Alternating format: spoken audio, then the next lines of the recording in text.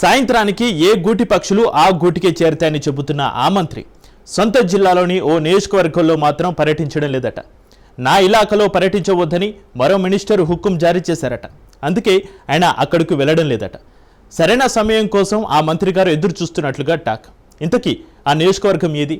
వస్తానంటే వద్దంటుంది ఎవరు? ఇద్దరు మంత్రుల అసలు కథ ఏంటి? ఖమ్మం జిల్లా మధిరలో ఆసక్తికరంగా పాలిటిక్స్. మధిర నియోజకవర్గానికి దూరంగా పొంగులేటి రాకను కోరుకుంటున్న అనుచరులు. కరవమంటే కాపకు కోపం, విడవమంటే పాముకు కోపం అన్నట్టుంది మధిర నియోజకవర్గంలో కాంగ్రెస్ నేతల పరిస్థితి. ఖమ్మం జిల్లా మధిర నియోజకవర్గం నుండి డిప్యూటీ సీఎం భట్టి విక్రమార్క ప్రాతినిధ్యం వహిస్తున్నారు. భట్టి 4 దఫాలుగా వరుసగా గెలుస్తూ విజయ పరంపరతో నియోజకవర్గంపై మంచి పట్టు సాధించారు. పొంగులేటి శ్రీనివాసరెడ్డి రాజకీయ రంగ ప్రవేశం చేసినప్పటి నుంచి మధిర ప్రజలు ఆయనకు అండగా నిలుస్తూ వస్తున్నారు. జిల్లా అంతటా క్యాడర్ ఉన్నట్లే మధిర సెగ్మెంట్ లో కూడా పొంగులేటికి మంచి క్యాడర్ ఉంది. రాజకీయ పరిస్థితులు, పరిణామాల నేపథ్యంలో పొంగులేటి బీఆర్ఎస్ నుంచి కాంగ్రెస్ గూటికి చేరాడు. తర్వాత పార్టీ అధికారంలోకి రావడంతో ఆయన మంత్రి అవ్వడం కూడా చకచక జరిగిపోయింది.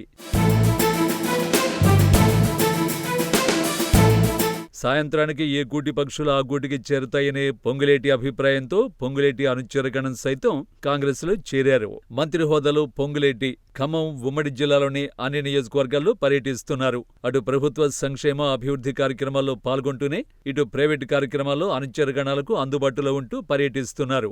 అయితే మధిర నియోజకవర్గం వైపు మాత్రం కన్నెత్తి చూడటం లేదన్న ప్రచారం జోరుగానే సాగుతోంది. అధికారంలోకి వచ్చిన 17 నెలల కాలంలో ఏదో అడపాదడపాగా 1-2 సార్లు మాత్రమే పొంగులేటి మధిరలో పర్యటించారట. కాంగ్రెస్ లో పొంగులేటి చేరిన సమయంలో పొంగులేటికి భట్టి విక్రమార్క ఓ షరతు పెట్టారన్న టాక్ నడుస్తోంది.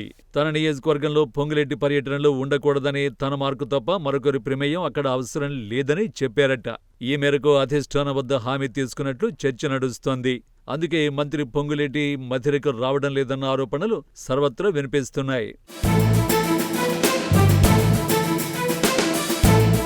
మరోవైపు పొంగులేటి రాజకీయ ప్రవేశం నుండి ఆయన గూటి పక్షులుగా ఉన్న నేతలంతా ప్రస్తుతం మధిరలో దిక్కుతోచని స్థితిలో ఉన్నారట. ఆ ప్రాంతంలో గూడు లేక దిక్కులేని పక్షులుగా బిక్కుబిక్కుమంటున్నారట. కాగా గత అసెంబ్లీ ఎన్నికల్లో పొంగులేటి తరఫు నేతలంతా భట్టి గెలుపులో కీలక పాత్ర పోషించారు. ప్రస్తుతం మధిరలో పొంగులేటి తరఫు నేతలు అసంతృప్తిగా ఉన్నట్లు సమాచారం. కనీసం పార్టీ కార్యక్రమాలకు సైతం వారికి సమాచారం ఇవ్వడం లేదన్న ప్రచారం జరుగుతోంది. ఇక అభివృద్ధి కార్యక్రమాలకైతే వారికి అస్సలు ఆహ్వానమే అందడం లేదట. భట్టితో వేదిక పంచుకునే అవకాశమే లేకుండా పోతోందని వారు ఆవేదన వ్యక్తం చేస్తున్నారు. ఎప్పటినుంచో భట్టి వెంట ఉన్నవారికి అన్ని రకాలుగా ప్రాధాన్యత కల్పిస్తున్నారని, పొంగులేటి అనుచరుల్ని ఏమాత్రం పట్టించుకోవడం లేదని వాపోతున్నారు.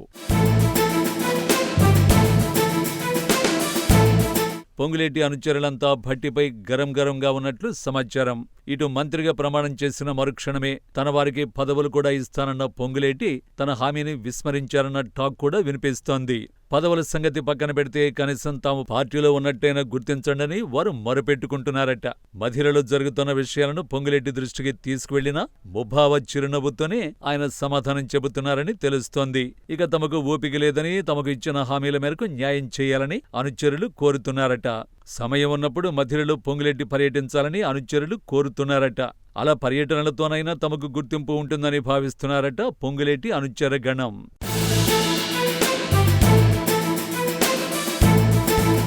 తెలంగాణలో అన్ని ప్రాంతాలలో పర్యటిస్తున్న రెవెన్యూ మినిస్టర్ పొంగులేటి మధిరలో మాత్రం పర్యటించలేకపోవడం వెనుక అధిష్టానం ఆదేశాలు బలంగానే ఉన్నట్టు సమాచారం. అయితే తన అనుచరులకు జరుగుతున్న అన్యాయాన్ని కూడా పొంగులేటి అధిష్టానం దృష్టికి తీసుకువెళ్లే అవకాశం ఉన్నట్టు తెలుస్తోంది.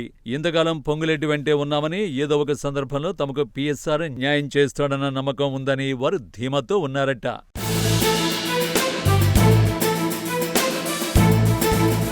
ఏది ఏమైనా మధిరలో జరుగుతున్న పరిణామాలను హస్తం అధిష్టానం చక్కదిద్దుకుంటే పార్టీకి నష్టం జరిగే అవకాశం ఉందని విశ్లేషకులు భావిస్తున్నారు. ఇలాగే కొనసాగితే రానున్న రోజుల్లో కాంగ్రెస్ భారీ మూల్యం చెల్లించుకోక తప్పదని పార్టీ వర్గాలు కూడా అంటున్నాయి. చూడాలి మరి మధిర పాలిటిక్స్ ఎలా మారుతాయో, కాంగ్రెస్ అధిష్టానం ఎలా స్పందిస్తుందో.